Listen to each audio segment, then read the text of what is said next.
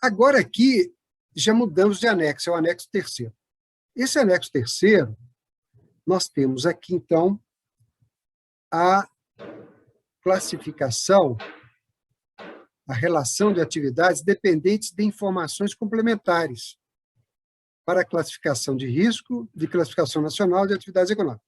Aqui, nós teremos duas categorias de resposta, sim ou não.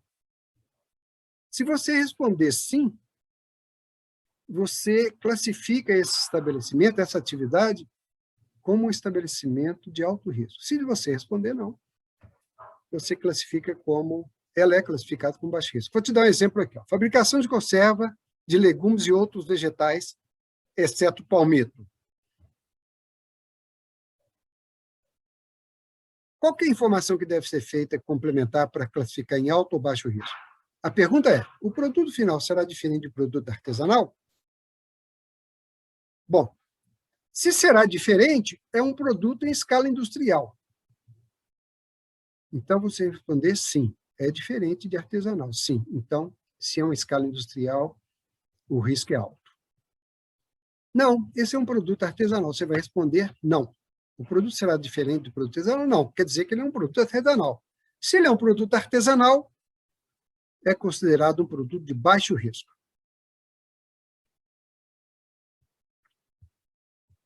Todas essas são do anexo 3, todas elas de atividades dependentes de informações. Aqui continua ainda dependendo de informações, para classificar como alto ou baixo. Ah, tem uma outra classificação aqui, não passível. Não passível de quê? De licenciamento. Nem precisa de licenciamento. Por exemplo, aqui, ó. Pesquisa e desenvolvimento experimental em ciências físicas naturais. São realizadas pesquisas de bioequivalência, biodisponibilidade ou ensaios clínicos, análise e controle de qualidade? Se sim, se são feitas essas pesquisas dessa maneira, com bioequivalência e tal, essa atividade vai ser classificada como de alto risco. Agora, se não, se for uma coisa lá teórica, estou imaginando aqui, isso não vai trazer risco nenhum, então isso não precisa nem de alvará. Ela nem é baixo, nem é alto, ela não precisa de alvará, ela é não passível de classificação. Tá bom, gente? Agora aqui, já passamos para o anexo 4. Atividades de alto risco constantes na classificação brasileira de ocupação. Quando se fala de classificação brasileira de ocupação, pressupõe-se atividades exercidas por pessoas físicas. Aqui nós estamos falando de alto risco. Ah lá, o cirurgião dentista e ortopedista e ortodontista são classificados como alto risco. Aqui tem várias outras aqui, ó, atividade, como exemplo. Disfunção temporomandibular e dor orofacial, risco alto. Agora aqui tem o anexo 5. O anexo 4 era de alto risco, o anexo 5 ele traz o baixo risco exatamente para pessoas físicas, que é da Classificação Brasileira de Ocupação, CBO. Farmacêutico é uma atividade classificada de baixo risco. Nutricionista, dietista, e aí vai. Atividades de baixo risco, continuando o anexo 5. Fonoaudiólogo em voz, tal, né? Agora, vocês vejam, são profissões, eles estão lá na CBO, mas, a depender de alguma informação aqui, eles vão poder ser classificados em alto risco ou baixo risco. Vamos ver um exemplo. Biomédico. Se o biomédico, na atividade que ele exerce, houver no exercício da atividade a realização de procedimentos invasivos, e vocês podem ver que essa pergunta ela se repete em todos esses profissionais, então vocês podem guardar isso aí. Houve processo invasivo por esses profissionais? Houve algum processo invasivo? Então, alto risco. Se ele exerce lá e não tem processo invasivo, baixo risco. Agora, o anexo 7º, desculpa. Atividades de alto risco constantes da Classificação Nacional de Atividades Econômicas, ou seja, CBO, pessoa física, classificadas como dispensadas de aprovação de projetos de instalações físicas. Isso aqui é a dispensa de projeto, não tem que entregar projeto. Ela é de alto risco, mas não tem que entregar projeto. Se for de alto risco, se não estiver aqui, tem que entregar projeto como aqueles documentos necessários para serem analisados e, sendo aprovados, liberar o alvará de autorização sanitária. Então, aqui nós estamos falando de alto risco, que não precisa de apresentar, são dispensados. As seguintes atividades. Comércio varejista de carne é alto risco. Vocês veem que, anteriormente, nós estávamos citando lá, o comércio atacadista de carne, ele era de baixo risco. Você veja que o varejista, ele já é de alto risco. Por quê? Dentro de um açougue, a gente não tem um veterinário lá 24 horas, não tem. A gente não tem todos aqueles cuidados, aquele rigor de cuidados que tem dentro de um estabelecimento que desossa, que ele é atacadista, que vende em grande quantidade. Então, pressupõe-se que o risco no comércio varejista, que são esses açougues comuns aí que a gente está acostumado, eles são de alto risco. Mas, a despeito disso, eles não precisam de apresentar o projeto de instalação física, né? Então, é também interessante vocês passarem o olho aqui, não são muitos, são só esses aqui mesmo, me parece, não tem mais outros lá. Agora, aqui, o anexo 6, continuando, o alto risco dispensado, né? São aqueles, mais essas aqui. E eu pus aqui em vermelho.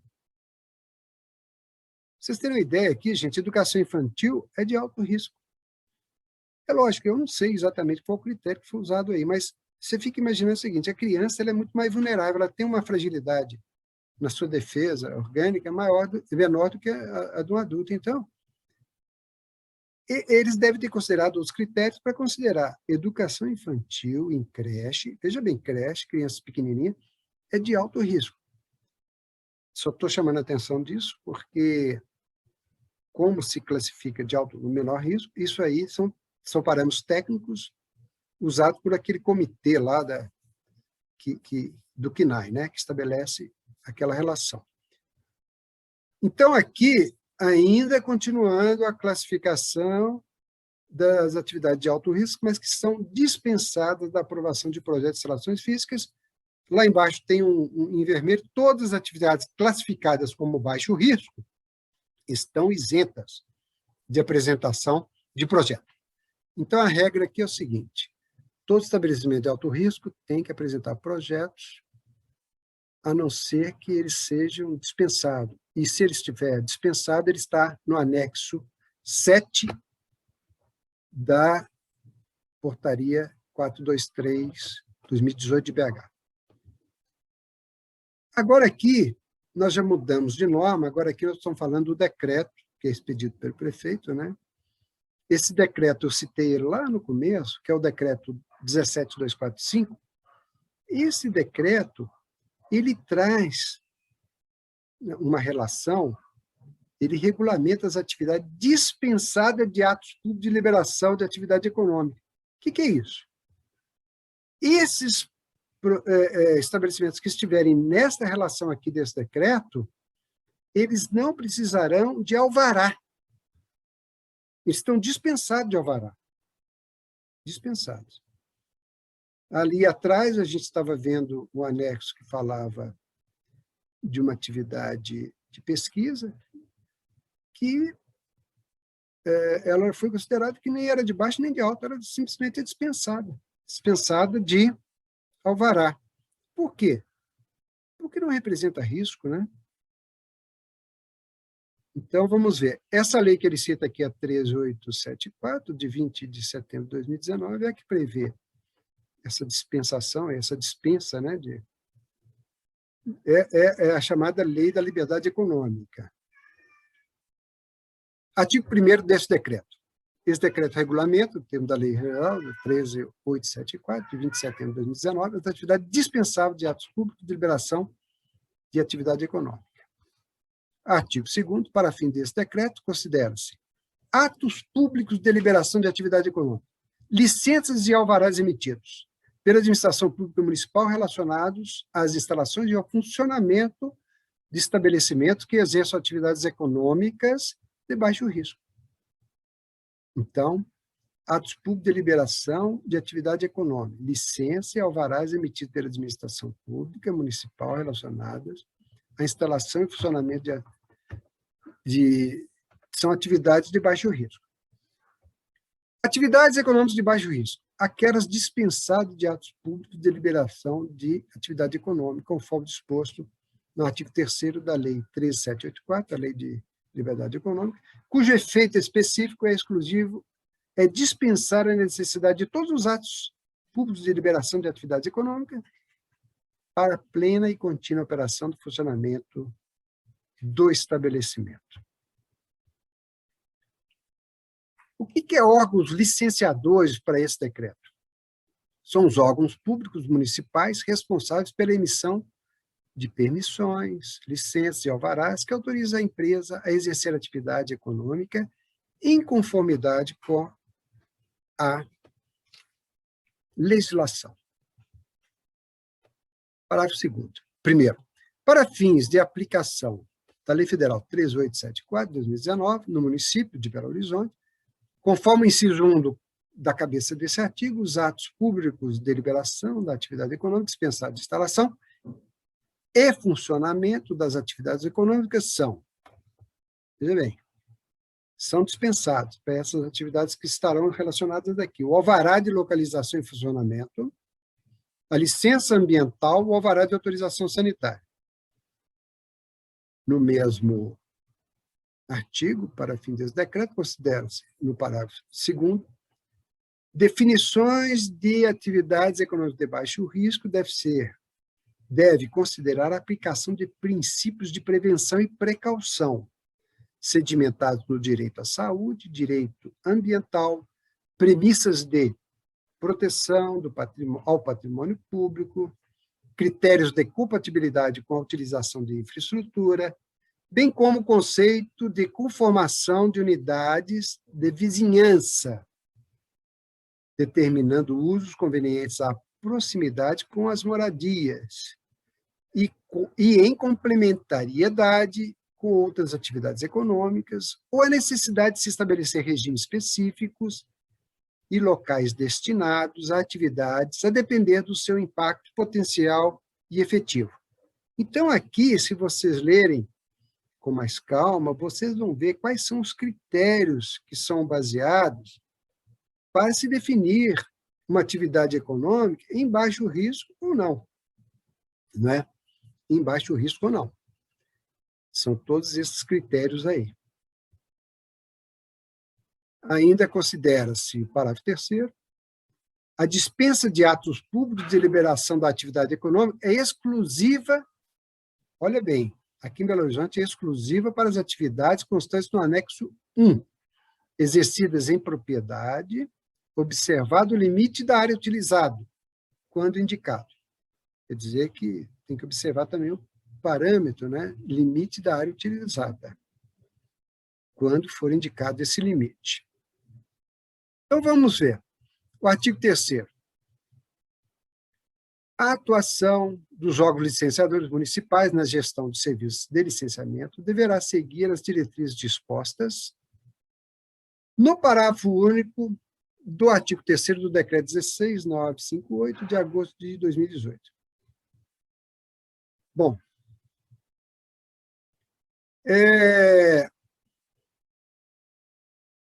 esse decreto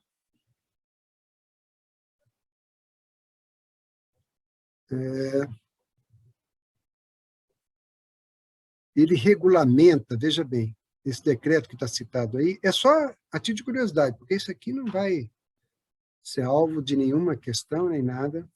Ele regulamenta a Lei Federal 13.460, de 26 de junho de 2017, que dispõe sobre a participação, proteção e defesa dos direitos dos usuários de serviços públicos na administração pública. Bom, então esse decreto citado aí, o artigo 3º está dizendo isso: os serviços públicos e atendimento dos usuários serão realizados de forma adequada, observados os princípios de regularidade, continuidade, efetividade e segurança, atualidade, generalidade, transparência e cortesia. Bom, Só está dizendo que os órgãos licenciadores têm que observar essas questões, esses quesitos aí, esses parâmetros.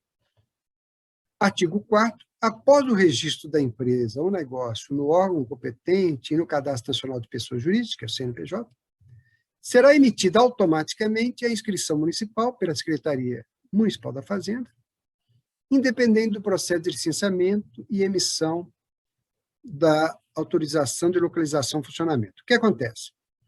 Isso aqui é para dizer o seguinte, já trazer para o momento de registrar lá no Cadastro Nacional de Pessoas Jurídicas, ele já saia dali com um número de inscrição municipal. No caso aqui, para cada município, né? Então, é só determinando que esse momento seja lá. Não precisa vir aqui no município pedir uma inscrição municipal, porque quando ele cadastra, lá junto ao órgão competente, o CNPJ, né, ele vai lá cadastrar, ele já sai automaticamente com a inscrição municipal.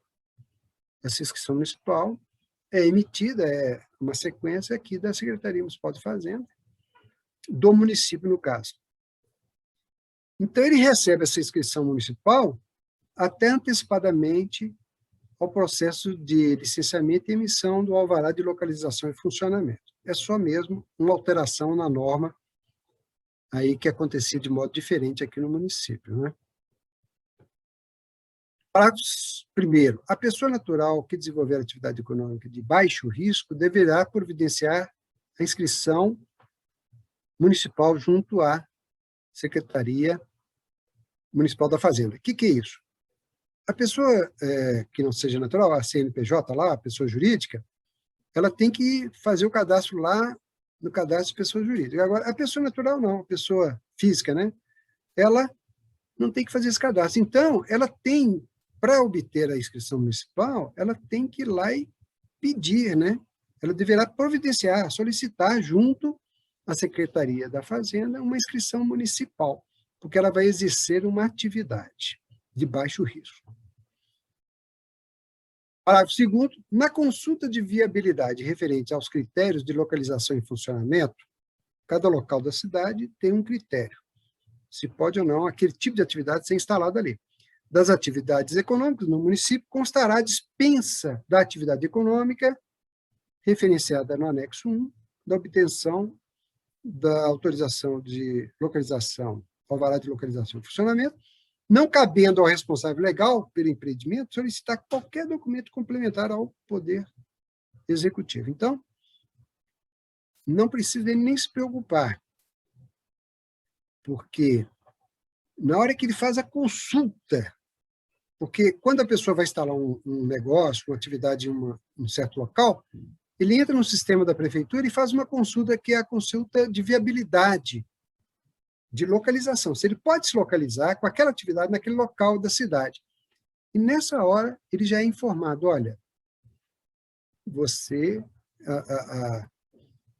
esse seu empreendimento, ele pode estar localizado aí, inclusive, você não precisa solicitar qualquer documento complementar ao executivo. Você pode começar a sua atividade aí. Você está dispensado de qualquer autorização do Poder Público Municipal. Parágrafo 3º. A consulta de viabilidade deverá ser mantida em local visível do estabelecimento, assim, ainda que a atividade esteja dispensada da obtenção do alvará de localização e funcionamento para fins de fiscalização. Só para fins da fiscalização. Ele é dispensado de qualquer documento para começar a exercer sua atividade, mas ele tem que ter, e na hora que ele faz essa consulta, ele recebe um documento dizendo você está dispensado, ele vai, então, deixa isso em local visível, exatamente para o fiscal, para o órgão público conferir e ali já saber que ele é dispensado. Artigo 5º. Caso todas as atividades econômicas exercidas no local sejam classificadas de baixo risco, como baixo risco, fica o estabelecimento dispensado da emissão de atos públicos de deliberação da atividade econômica no âmbito municipal, podendo iniciar imediatamente suas atividades. 5º. A dispensa de atos públicos de deliberação da atividade econômica não dispensa ou substitui os procedimentos relacionados ao licenciamento e autorizações de construção e que e nem aqueles afetos à regularização edilícia do edifício, né? É a fiscalização de obras. Parágrafo 2º. O direito à dispensa do ato de liberação da atividade econômica não isenta o responsável legal pelo empreendimento da observância dos critérios de localização do empreendimento dispostos nessa lei aí, que é municipal 181, de 8 de agosto de 19, que é a lei que aprova o plano diretor. Quer dizer, mesmo ele sendo dispensado de documentos do poder público para funcionar, ele tem que observar se naquele local ele pode exercer aquele tipo de atividade, bem como das normas ambientais de segurança sanitárias e de postura aplicáveis. Parágrafo 3º. Os estabelecimentos dispensados dos atos públicos de liberação da atividade econômica ficam submetidos à fiscalização pelos órgãos de controle federal, estadual ou municipal. Não quer dizer que ele está exercendo, não precisa de documento, que ele vai ficar isento de uma liberação, né? Ele está liberado de atos públicos para exercer sua atividade, mas ele vai estar sujeito ainda ao controle. Então, uma atividade de interesse da saúde, ela está dispensável do alvará, mas ela é passível de ser vistoriada e de ser controlada pelo fiscal sanitário, no nosso caso, com a finalidade de resguardar os direitos coletivos e o cumprimento das normas em conformidade com o parágrafo 2º do artigo 3º da Lei 13.874, 2019, a Lei de Liberalidade Econômica. Artigo 6º. Será afastado o reconhecimento da vulnerabilidade do particular perante o Estado, em conformidade com o parágrafo 1º do 2º da Lei 13.874, 2019, quando constatada má-fé junto a órgãos municipais, estaduais e federais. O que quer dizer isso? Esse reconhecimento de vulnerabilidade, isso aí nada mais é de um reconhecimento de que aquela empresa ela não precisa de autorização dos órgãos públicos em nenhum dos entes federados, em nenhuma instância. Mas se a pessoa estiver com má fé, né, junto aos órgãos, o que quer dizer? Ele vai informar na hora de fazer uma consulta pública, ele vai alterar ali, vai falsificar alguma informação, então ele perde essa caracterização. Ele perde essa possibilidade de se ver isento dos documentos. É lógico. Se ele falou ali na hora de conseguir a liberação da licença e tal para o poder público, ele fala, ele emite, ele declara uma inverdade para que consiga essa liberação. Constatada essa inverdade, essa falsidade, ele pede, então, e passa a ser exigido dele os documentos. Outra coisa, se for constatada a reincidência de infração à legislação municipal, estadual e federal aplicável à instalação ou ao funcionamento da atividade econômica. Então, o que quer dizer isso? Ele não precisa de autorização para funcionar, mas ele foi infrator de uma norma municipal. Aqui não está especificando qual, qualquer uma que seja.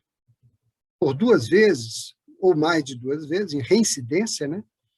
Aí ele pede, então, essa caracterização de atividade isenta de obrigação de liberação para funcionar. Parágrafo único. Afastado o reconhecimento da vulnerabilidade, a pessoa natural ou jurídica perderá o direito de desenvolver atividade de baixo risco sem o alvará de localização e funcionamento e estará sujeito às penalidades previstas na lei. Artigo 7º. O artigo 4º do Decreto 16.484, de 25 de novembro de 2016, passa a vigorar acrescido no seguinte parágrafo único. Artigo 4º desse decreto aí. Ficam dispensados de alvará de localização e funcionamento das atividades econômicas, tanto na técnica desse decreto aqui, de 19 de dezembro de 2019. Então, Esse decreto é que estabelece o procedimento para licenciamento de atividades econômicas no município de Belo Horizonte. Esse decreto 16.484. Na verdade, como aqui está liberando de alvará de localização e funcionamento, e tem um decreto anterior que falava da obrigatoriedade, ele só está corrigindo isso aí, para não ficar esse decreto aqui, que tem a mesma força vinculativa de outro decreto municipal, com informações divergentes, contrárias. Essa correção foi feita aqui no artigo 7º. Artigo 8º. Compete à Subsecretaria de Fiscalização da Secretaria Municipal de Política Urbana aplicar as penalidades previstas no anexo 2º. Essa Subsecretaria de Fiscalização da Secretaria Municipal de Política Urbana é onde se agrupa todas as outras fiscalizações do município que não sejam da vigilância sanitária. A vigilância sanitária é a única que está destacada por ser inerente ao SUS, à saúde. O resto está tudo dentro dessa subsecretaria, estão todos lá. Esse decreto entra em vigor na data de sua publicação, 19 de dezembro de 2019. Bom, eu trouxe aqui, então, para vocês verem que as atividades que são dispensadas do alvará sanitário, alvará de localização, qualquer alvará, no município de Belo Horizonte, e que são de interesse da saúde, são muito poucas. Veja bem. Anexo 1 é que traz essa relação. Ó, aqui nós temos comércio varejista de hortifruti e granjeiros. Gente, comércio varejista de hortifruti e granjeiros, eles não precisam nem de alvará sanitário. Eles são de baixo risco e ainda dispensados de alvará. Eu estou dizendo alvará sanitário no nosso caso, mas também não precisa de alvará de localização, nenhum outro alvará para funcionar. Tabacaria, do mesmo jeito. Artigos de ótica, albergues, exceto os assistenciais, pensões, cabeleireiros, manicure, pedicure, não precisa de autorização para funcionar. Agências matrimoniais, está vendo?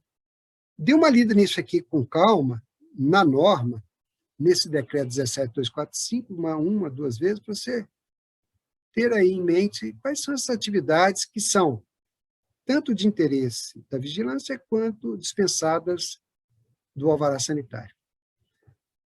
Agora, para terminar, eu vou fechar esse bloco aqui, e no bloco seguinte nós vamos tratar das orientações que estão no site da Prefeitura para essa liberação eletrônica do alvará de autorização sanitária. Até a próxima aula.